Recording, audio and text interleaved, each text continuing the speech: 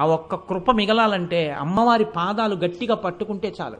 ఒక్కొక్కసారి భగవంతుని చేష్టితం ఎలా ఉంటుందంటే పైకి చాలా కష్టంలా కనపడుతుంది, కానీ ఆవిడ కష్ట రూపంలో చిన్న కష్టం ఇచ్చి పెద్ద సుఖాన్ని ఇస్తుంది. మనకి తెలియదు ఆ విషయాలు.